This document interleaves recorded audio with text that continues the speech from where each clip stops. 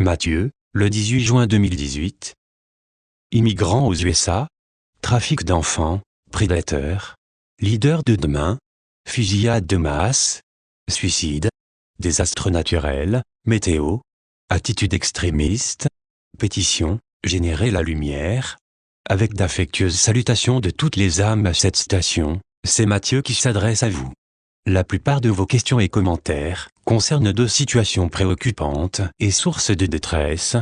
Et nous commençons par les immigrants aux États-Unis. Voici ce qu'un d'eux écrit: « Je m'inquiète vraiment de la situation des immigrants.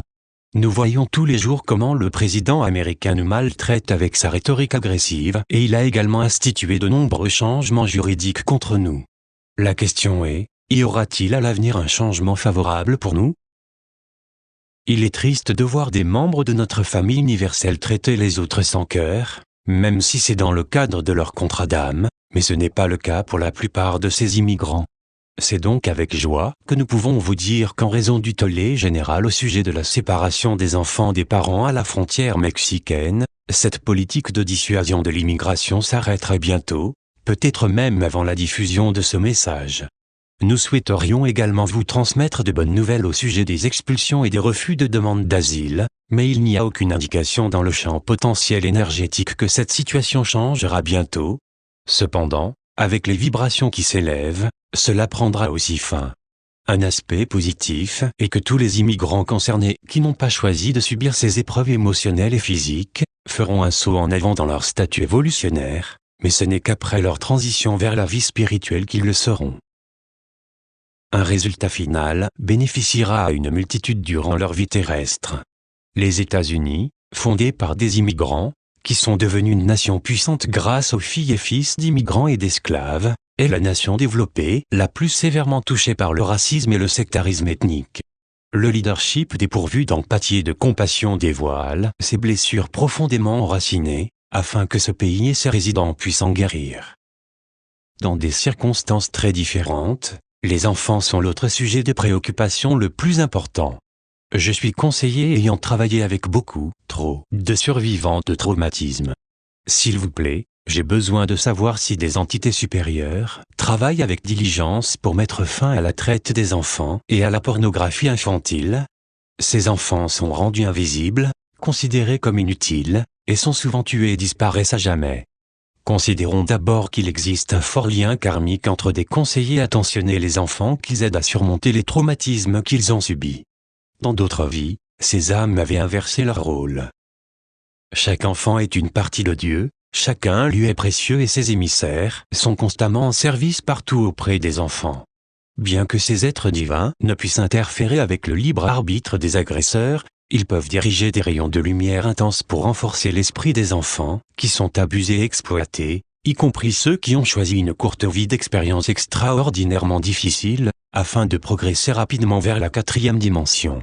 Lorsque la lumière intense ne peut préserver la vie physique, des êtres pouvant apparaître comme des anges accompagnent les enfants au nirvana, où ils reçoivent des soins personnalisés jusqu'à ce que leur santé mentale et celle de leur corps et esprit éthérique soient entièrement rétablies.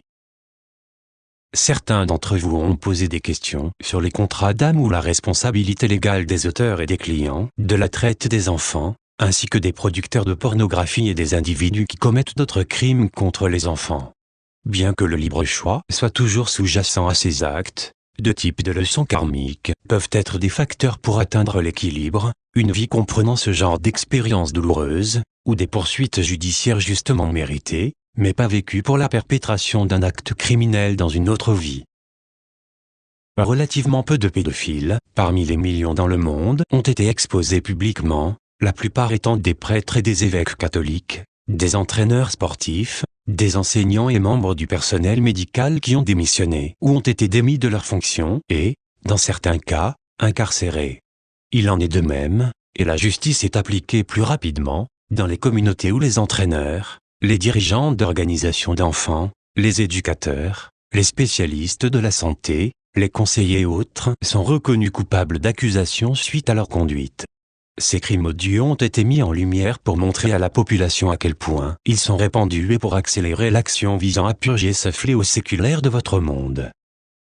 il peut être choquant pour la psyché collective que des sacrifices d'enfants soient commis lors de rites sataniques, mais les satanistes seront révélés et un public furieux mettra fin à leurs actes inadmissibles. Les efforts du pape François et de quelques cardinaux pour éliminer le siège international du satanisme au Vatican se poursuivront jusqu'à ce qu'ils réussissent dans leur mission, tout comme ceux de traduire en justice toute personne impliquée dans des crimes sexuels contre des enfants, et ce jusqu'à ce que chaque enfant dans votre monde soit à l'abri des prédateurs.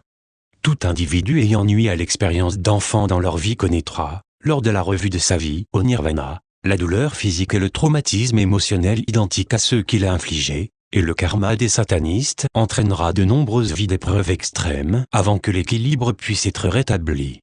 Si les enfants qui viennent au monde sont destinés à être les artisans de la paix et ceux qui changeront les consciences, pourquoi y a-t-il toujours des abus, violences et actions cruelles contre eux? À part les situations qui viennent d'être abordées, la plupart des gens ne maltraitent pas les enfants, mais se sentent impuissants à changer les conditions dans lesquelles ceux-ci sont maltraités. Des millions d'enfants meurent de faim, sont malades sans soins médicaux, vivent dans des camps de réfugiés ou des zones de combat, sont engagés de force dans l'armée. Des millions sont des esclaves au travail dans des usines. Des millions de jeunes filles sont privées d'éducation, mutilées sexuellement ou forcées à se marier selon les coutumes culturelles. Des millions d'enfants aux États-Unis ont peur qu'un massacre de masse se produise dans leurs écoles. Toutes ces situations déplorables doivent et vont prendre fin. Les enfants qui deviendront les leaders de demain sont des âmes hautement évoluées, qui sont incarnées avec un sens aigu de leur destinée d'éradiquer les maux du monde et ont la sagesse innée de le faire. Inspirés par des personnes qui traceront la voie que vont suivre ces nouveaux dirigeants dans quelques années, ils sont prêts à relever le défi de mettre fin à toutes les conditions préjudiciables à la sécurité, la santé, l'éducation et la prospérité partagée de tous les peuples. Chères familles, l'avenir de la Terre, déjà manifesté dans le continuum, rayonne de mille éclats. Un lecteur des États-Unis a écrit « Je me demande si la Kabbale utilise le contrôle mental sur ces tireurs de masse, les incitant à commettre ces actes. La Kabbale n'a pas besoin de contrôler les tireurs de masse pour agir de la sorte. Leurs esprits ont été programmés avec succès par la Kabbale, qui favorise la division sur les questions culturelles et sociales et dont l'industrie du divertissement glorifie le fait de tuer l'ennemi. Le processus mental dérangé des tireurs, qui leur confère le sentiment d'avoir le droit de tuer, fait le reste. On nous a demandé pourquoi le nombre de suicides dans le monde augmente et ce qui arrive à ces personnes dans la vie spirituelle. Un lecteur a cité les décès récents de Kate Spade et d'Anthony Bourdain. L'instinct de survie est si puissant que la psyché continue à faire face au stress et à la dépression excessive jusqu'à ce que la force du mécanisme d'autoprotection soit épuisée et que l'urgence d'échapper à un nouveau désespoir devienne irrésistible. Cela arrive aux individus qui croient que leurs circonstances personnelles ou mondiales sont sans espoir ou qui sont affligés par la perte d'une personne aimée. Un contributeur au suicide est la toxicité des produits chimiques dans l'eau, l'air, le sol, la nourriture et les médicaments prescrits et autres drogues conçues par les laboratoires. Les toxines réduisent le fonctionnement du cerveau, aggravent la dépression et provoquent un comportement irrationnel. Le suicide n'est pas un péché mortel, il ne s'ensuit donc ni pénalité, ni châtiment. Nous ne savons pas ce qui a motivé ces chères âmes, Kate et Anthony, à mettre fin à leur jour, mais nous savons qu'elles ont été accueillies avec amour et ont reçu tous les soins de rétablissement au Nirvana. Le message du 23 septembre 2014 décrit la réception spéciale et les soins au Nirvana. Qu'en est-il des éruptions à Hawaï? Qu'en est-il des horribles conditions météorologiques de l'hiver dernier et les ouragans et tornades qui arrivent plus tôt que prévu? Sont-ils causés par l'homme? Est-ce que HAARP est la cause des conditions météorologiques défavorables? La technologie qui inclurp pour créer des catastrophes naturelles a été utilisée pour la dernière fois il y a environ 3 ans. Depuis lors, les éruptions volcaniques et les tremblements de terre sont les effets dominos de l'interférence technologique avec Mère Nature. Les forces de l'obscurité utilisent encore la technologie de contrôle climatique pour produire des pluies torrentielles et des inondations, la sécheresse, des tornades dans des endroits inhabituels, des vents d'une force remarquable et des températures records, élevées et basses.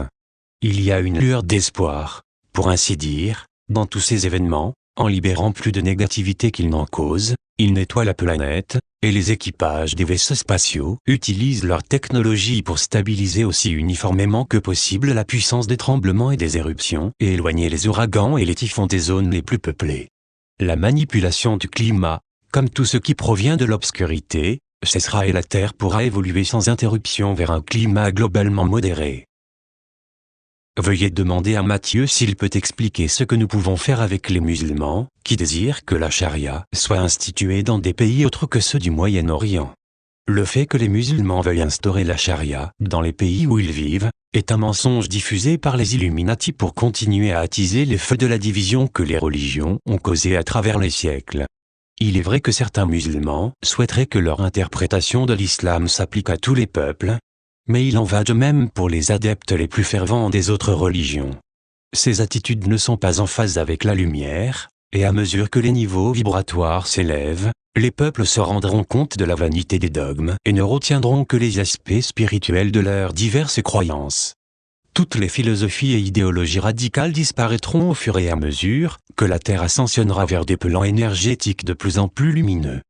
Comment combattre les gouvernements obscurs de la Kabbale ? Je suis fatigué de signer des pétitions. Je veux botter des fesses.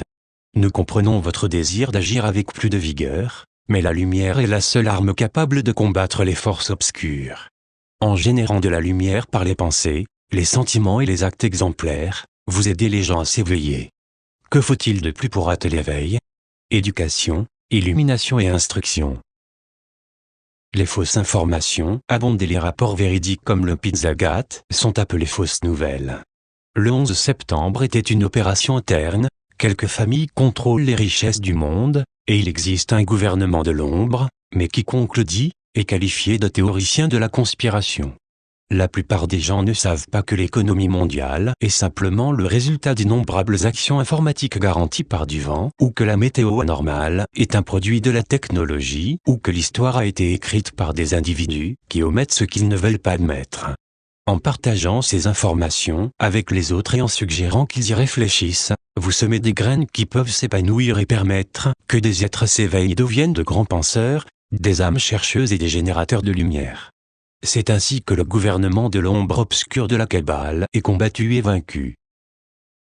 Maintenant, un mot sur les pétitions.